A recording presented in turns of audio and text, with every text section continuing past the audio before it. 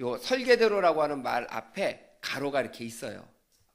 어떤 설계대로냐면 말씀의 설계대로. 말씀의 설계대로.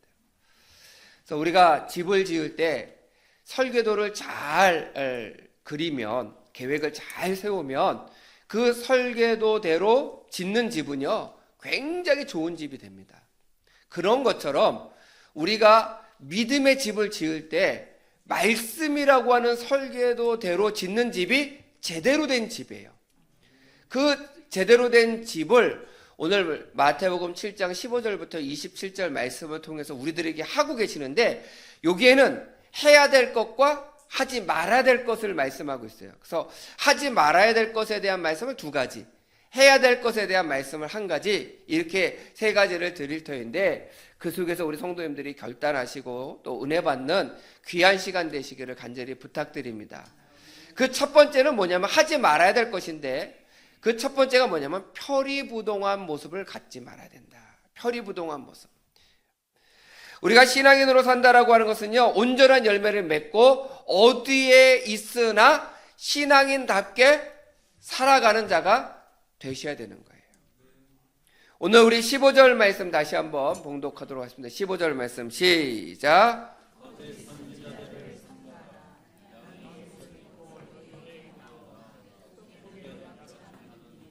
예. 거짓 선지자들을 삼가라. 양의 옷을 입고 너희에게로 나아오나 속에는 노략질하는 일이다. 겉에는 뭐예요?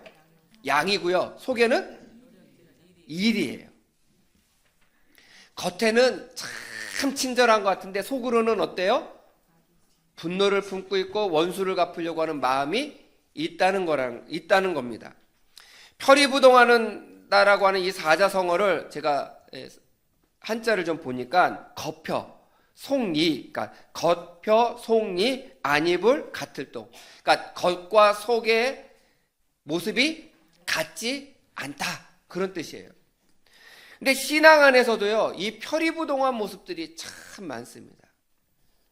저는 목회자로서 말조심을 하려고 굉장히 많이 애를 써요. 그래도 말실수가 생기는데 말조심하려고 굉장히 많이 애를 쓰는데, 언제 목사지만 말이 조심하기가 어려울 때가 있는데, 그게 언제냐면 운전할 때 참 어려워요.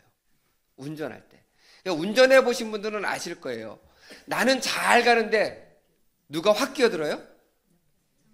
상대방이 확 끼어들잖아요. 그러면요, 그 전까지 없었던 마음 깊은 곳에서부터 우러나오는 분노와 화냄이 있어요.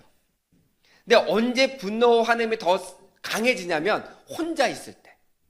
저 혼자 있을 때. 그래서 혼자 운전을 하다가 누가 갑자기 확 끼어들어서 사고가 날 뻔했어요. 그러면 어떤 마음이 들어요? 뭐 이렇게 저를 빤히 쳐다보세요. 화가 나니까 막 욕하고 싶은 마음이 들잖아요. 그럴 때 저는 조심해요. 왜냐하면 혼자 있을 때 만약에 욕했다, 그러면 가족이 있으면 어떻게 해요? 당연히 욕하게 돼요. 그러다가 어느 날 어떻게 되냐면 성도님들하고 신방 가다가 누가 확 끼어들면 어떻게 해요? 욕을 막 하는 거예요. 그럼 우리 성도님들이 거기에서는 아무 소리 안 하지만 제가 어느 날 설교를 해요. 여러분들 주님의 사랑으로 아름다운 말을 하셔야 합니다. 그렇게 설교하면 우리 성도님들이 너나 잘해, 그러시겠죠. 왜 그러냐면 제가 앞에서 설교하는 모습과 제 삶 속에서 보여지는 모습이 표리부동하기 때문에, 다른 모습이 있기 때문에 우리 성도님들이 제가 겉으로 선한 척, 양인 척 하는 이야기들을 받아들일 수 없다는 거예요. 그래서 저도 저 혼자 있으면서 얼마나 많이 노력하는지 몰라요. 그렇다고 마음 가운데서부터 분노가 일어나는데 그 분노를 어떻게 할 수가 없어서 제가 어떤 마음을 가지고 이야기를 하냐면, 에이, 복 받을 놈. 전 그래요. 왜냐하면 목사가 욕할 수는 없잖아요. 그러니까 어떻게 하는 거예요? 축복해 주는 거예요. 근데 뭐라 좋은 마음으로 하지는 않지만, 그러니까 우리가 이 표리부동하다라고 하는 것을 우리 마음 가운데 잘 새기셔야 돼요. 요즘 우리가 새벽기도의 말씀에 요한복음 말씀을 하고 있는데요, 요한복음 11장 50절 말씀에 이렇게 되어 있습니다. 우리 함께 요한복음 11장 50절 시작.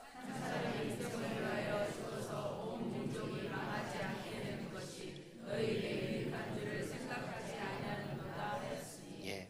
이게 뭐냐면요, 제사장이 이렇게 이야기하는 거예요. 예수님이 인기가 너무 많은 거예요. 그래서 이스라엘 백성들이 예수님을 막 따라가니까 저 이스라엘 백성들이 예수님을 따라다니다가 로마 군인들이 반란을 일으킨 줄 알고 군대를 보내면 이스라엘이 문제가 되지 않겠느냐. 그러니까 예수님을 죽이는 것이 이스라엘 나라에게는 훨씬 더 이득이다. 이라는 얘기를 대제사장이 말하는 거예요. 이것만 보면 대제사장은 이스라엘이라고 하는 그 나라와 민족을 너무너무 사랑하는 민족주의자인 거예요. 근데 그의 마음에는, 말은 그렇게 거창하고 멋있게 착 했지만 그의 마음에는 어떤 마음을 가지고 말을 한 거냐면, 로마 군대가 와서 이스라엘을 다시 한번 점령하면 너에게 이스라엘을 맡겼는데 왜 이스라엘을 제대로 다스리지 못했어? 너 대제사장직에서 내려가. 딴 사람 시킬 거야. 로마가 그렇게 할 거라는 거예요. 그래서 자기 직분을 뺏길 것에 대한 두려움 때문에 겉으로는 이스라엘 백성을 사랑하는 것처럼 말하지만 속으로는 뭐예요? 내 자리를 지키려고. 그래서 표리부동한 모습을 가지고 있다라고 하는 거예요. 우리가 믿음의 집을 아름답게 지으려면 겉과 속 사람이 똑같아야 돼. 그래서 성경에서는 뭐라고 이야기하냐? 정금과 같은 신앙생활, 정금과 같은 믿음을 말씀하고 있는 거야. 깨끗한 믿음, 겉과 속이 같은 믿음. 그래서 우리 성도님들에게 제가 여러 번 말씀을 드렸어요. 수요 예배 때도 그렇고 주일에도 말씀을 드렸는데, 우리 기독교인들은 어떤 과일이 돼야 돼요? 네, 아유, 아멘. 우리 찬양대가 참 잘 듣는데. 토마토 같은 사람. 왜냐면 토마토는 겉과 속이 색깔이 똑같으니까. 수박은요, 어때요? 겉하고 속이 다르니까. 그러니까 우리가 겉과 속이 같은 모습을 가지셔야 돼요. 오늘 16절, 오늘 본문 말씀 16절 말씀에 보게 되면 이렇게 되어 있습니다. 그들의 열매로 그들을 알지니 가시나무에서 포도를 또는 엉겅퀴에서 무화과를 따겠느냐. 이게 무슨 말씀이냐면, 가시나무에서는 포도나무 열매가 맺힐 수 없다는 거예요. 그래서 우리가 표리부동한 사람은 잘 구분해내지 못하는데 언제 알 수 있냐면 열매를 딸 때 알 수 있다는 거예요. 열매를 딸 때. 그래서 우리가 이 표리부동한 사람들이 우리 주위에 많거나 나도 표리부동한 사람이 될 수 있다라고 하는 것을 늘 깨닫고, 하나님, 저 깨끗한 사람이 되기를 원해요. 겉과 속이 동일한 사람이 되기를 간절히 원합니다. 그런 모습을 가지셔야 돼요. 그래서 우리가 겉과 속이 똑같은 사람, 우리 19절 말씀 우리 함께 봉독하겠습니다. 19절 말씀 시작.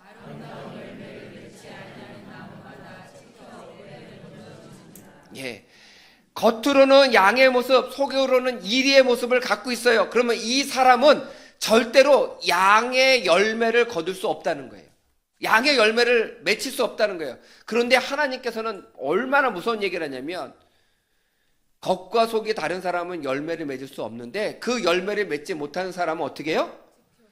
찍어서 불에 던진다는 거예요. 심판하시겠다는 거예요.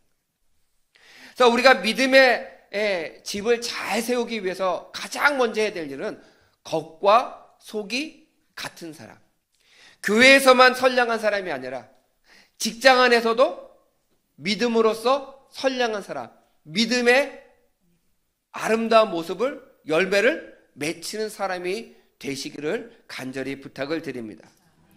두 번째는 불법을 버리셔야 돼요. 저는 이 말씀을 드릴 때 중고등부 시절에 굉장히 이 말씀 때문에 힘이 들었어요. 지금도 가끔 목회를 하다가 보면 이 말씀이 제 마음 가운데 굉장히 힘들게 하거나 또 어렵게 하는 말씀이기도 하는데, 오늘 21절, 22절 말씀 먼저 봉독하겠습니다. 21절과 22절 말씀 시작.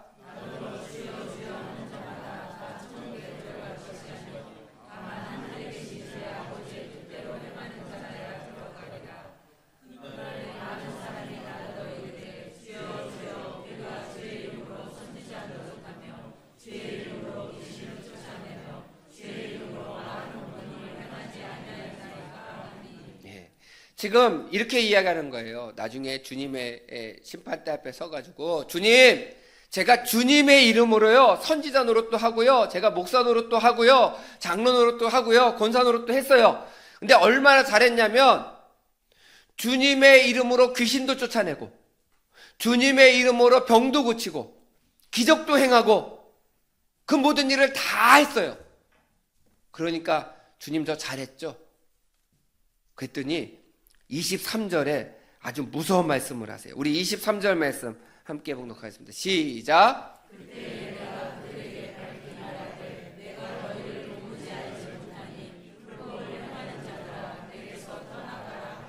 아멘.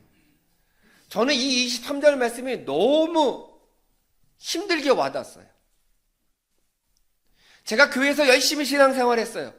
제가 목회를 하면서도 하나님, 저 순수하게 목회하기를 원합니다. 정말 하나님이 기뻐하시는 목회를 하기를 원합니다. 그리고 열심히 목회를 하는데 어느 날 하나님이 너 목회, 그런 목회 나는 하기를 원하지 않았어 라고 하면 너무 억울하지 않을까? 어떻게 목회를 해야, 어떻게 내가 신앙생활을 해야 하나님께서 저런 말씀을 하시지 아니할까? 저는 이 23절의 말씀을 묵상하면 묵상할수록 기쁨으로 와닿는 게 아니고요, 너무 힘들게 와닿았어요. 하나님, 제가요 목사로서 이 앞에서 설교를 하는데 설교를 잘하고 우리 성도님들이 아멘 하기도 하고요, 아 은혜 받았다라고 하기도 하고요, 저의 삶이 바뀌었다라고도 얘기해요. 그럼 더 잘한 거 아니에요? 근데 내가 너를 도무지 알지 못한다, 이렇게 이야기하시면 얼마나 겁나는 이야기예요. 그런데 제가 이 말씀을 묵상하면서 어느 날 23절에 나오는 불법이라고 하는 단어가 저에게 와닿았어요. 내가 너희를 도무지 알지 못하니 불법을 행하는 자들아. 불법을 행한대요. 그러면 불법을 행하지 아니하면 아신다는 거잖아요. 근데 어떻게 주님의 이름으로 불법을 행할 수 있을까? 그 말씀을 묵상하다가 우리 성도님들이 잘 아시는 말씀입니다. 민수기 20장 10절부터 12절까지의 말씀, 조금 길지만 우리 함께 봉독하겠습니다. 시작.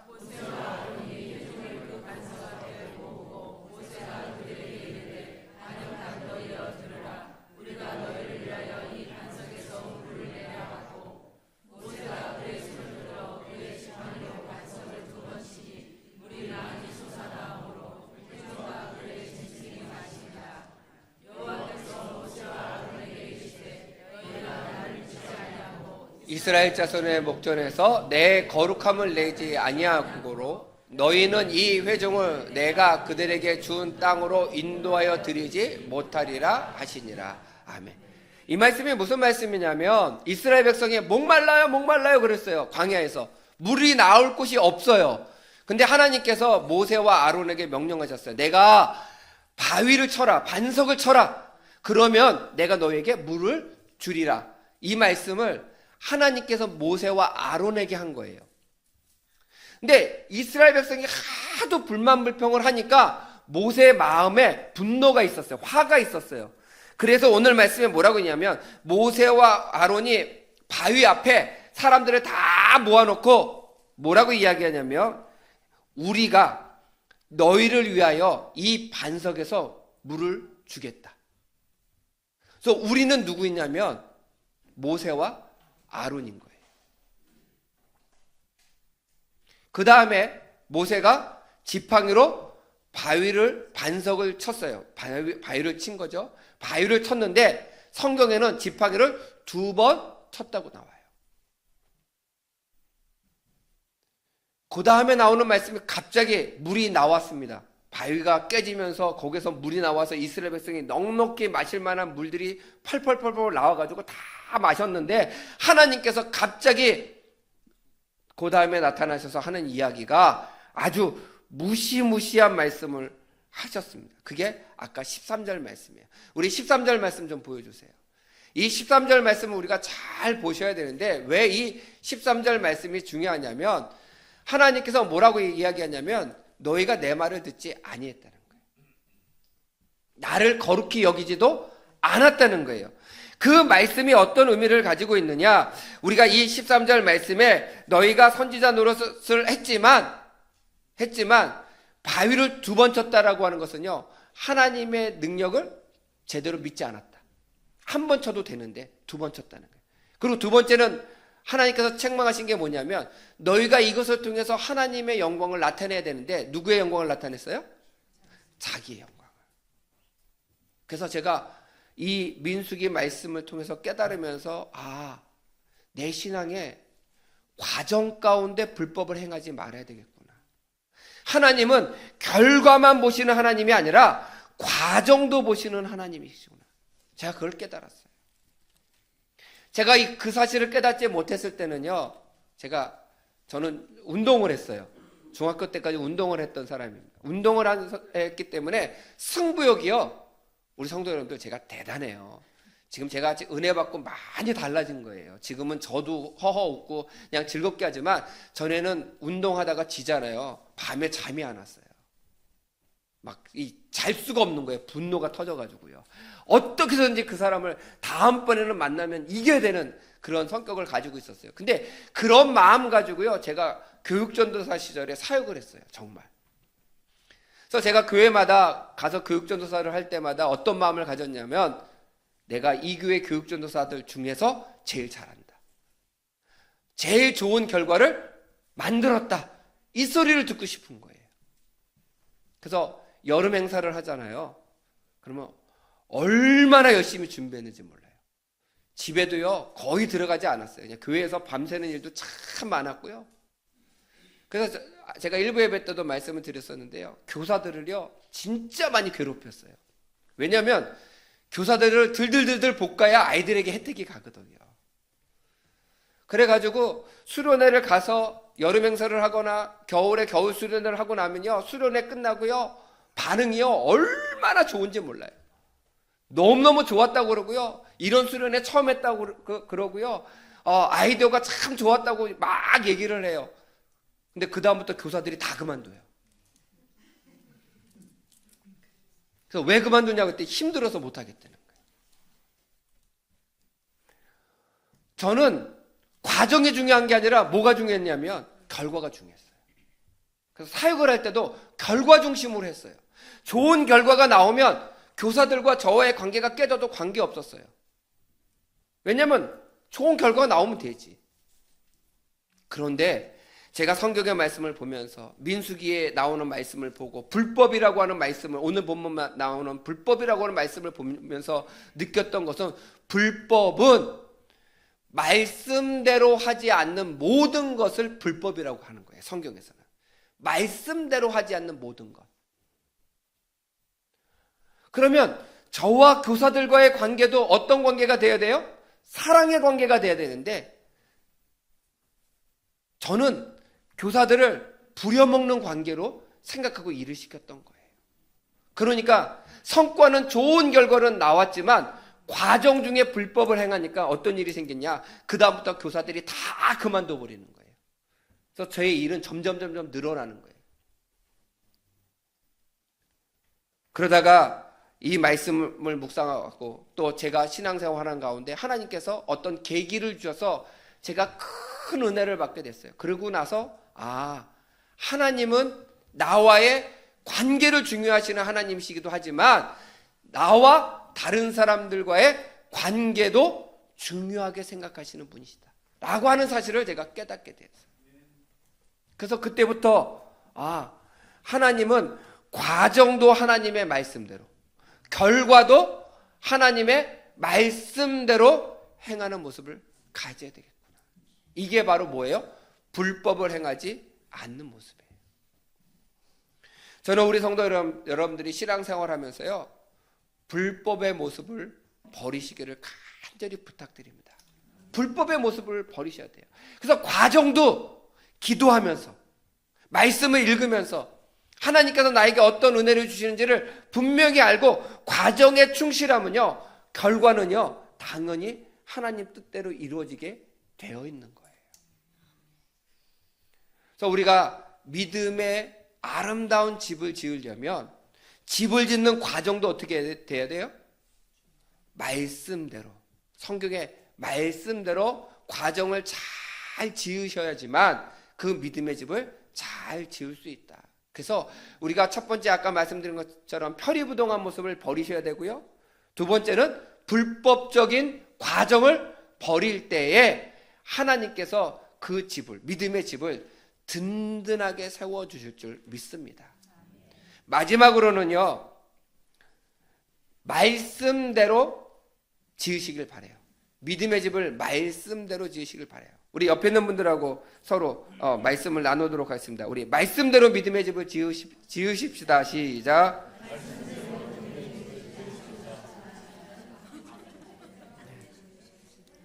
네, 제가 벌써 2년 가까이 하는데 이렇게 금방 잊어버리실 수가. 동시에 얘기하면 누가 아멘 하실 거예요.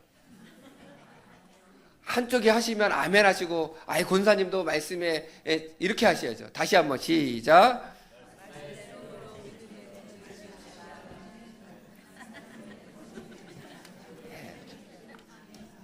우리 성도 여러분들, 말씀대로 믿음의 집을 지으시기를 간절히 부탁드립니다. 말씀대로 짓는 집은요, 언제 그 가치가 드러나냐면, 우리 오늘 본문 25절 말씀입니다. 25절 말씀 함께 봉독하도록 하겠습니다. 시작.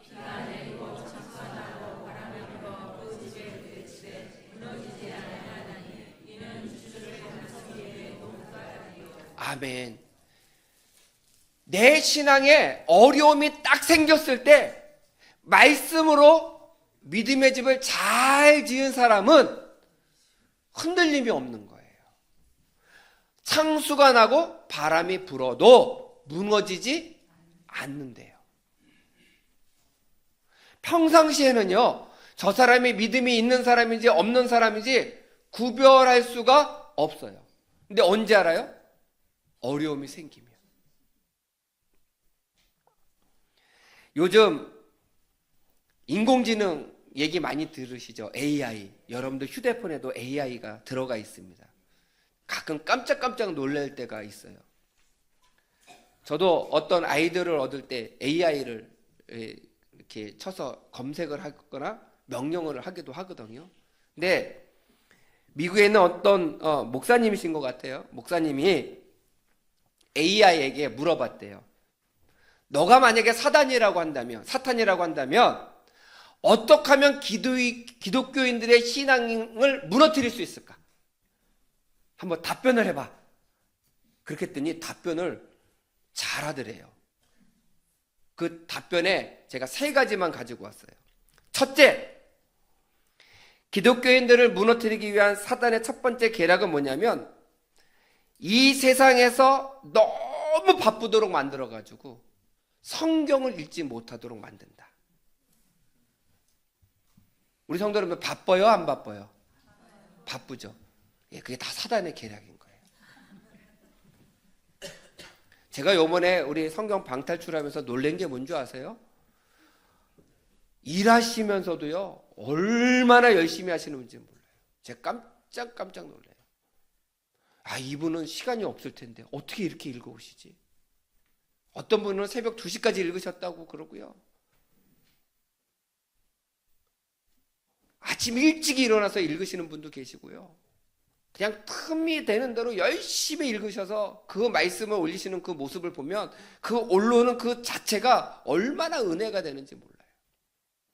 근데 그분들이 안 바빠서 읽을 수 있는 게 아니에요. 바빠도 읽는 거예요. 사단이 우리의 마음을 막 바쁘게 만들면요, 성경을 읽지 못하도록 만들면 기독교인들이 무너진대요. 이 말씀을 잘 들으셔야 돼요. 두 번째는요, 성경을 읽어도 믿어지지 않게 만든대요. 성경을 읽어도 믿어지지 않는 거예요. 근데 우리가 성경 말씀을 보시면 이런 말씀이 있습니다. 예수님께 자기 자녀를 고쳐달라고, 귀신 들린 자식을 고쳐달라고 예수님께 데리고 와요. 근데 예수님 마침 안 계셨어요. 그래서 예수님의 제자들에게 당신의 선생님이 고쳐주신 것처럼 우리 아들 좀 고쳐주세요. 그랬더니 예수님의 제자들이 막 예수님 흉내를 내고 고쳤는데 못 고쳤어요. 그래서 가려고 했는데 딱 그 타임에 맞춰서 예수님이 짠 하고 나타나신 거예요. 그랬더니 제자들이 난리가 났습니다. 예수님, 우리가 예수님처럼 저 귀신 들린 아이를 고치려고 했는데 못 고쳤습니다. 예수님이 대신 고쳐주세요. 근데 이 아이의 아버지 마음은 벌써 감정이 상했어요. 이 제자들이 못 고치니까. 그래서 뭐라고 이야기해요? 성경에는 할 수 있거든. 예수님, 고치실 수 있거든 고쳐주세요. 그랬더니 예수님께서 뭐라고 말씀해요? 유명한 성경 말씀. 할 수 있거든이 무슨 말이냐? 믿는 자에게는 능치 못한 일이 없느니라. 이렇게 말씀하시는 거예요. 고전에는 뭐라면 예수님 고칠 수 있으면 고쳐봐요. 예수님 제자들도 못 고치는데 뭐 제자들 보니까 선생님도 뻔해요. 예수님도 못 고칠 것 같아요. 그랬을 때 예수님이 할 수 있거든요. 무슨 말이야? 믿는 자에게는 능치 못한 일이 없다. 근데 저는 그 다음 말씀이 너무 좋더라고요. 그 다음에 뭐라고 했냐면 이 아이의 아버지가 주여 내 믿음 없는 것을 불쌍히 여겨주세요. 제가요 믿고는 싶은데 믿어지지가 않아요. 믿을 수 있도록 도와주세요. 그럴 때 주님이 책망하지 아니하시고 어떻게 하셨냐면 믿어지도록 그의 마음을 만져주세요. 그리고 열심히 기도할 때 예수님께서 그 아버지의 아들을 고쳐주셔요.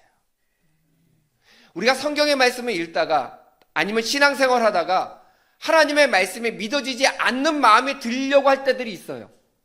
그럴 때 우리 기도하세요. 하나님, 제가 믿음이 약해서 이 말씀이 안 믿어져요. 이 말씀이 의심이 돼요. 이게 타당하게 들어오질 않아요. 그런 마음 드는 거요, 괜찮습니다.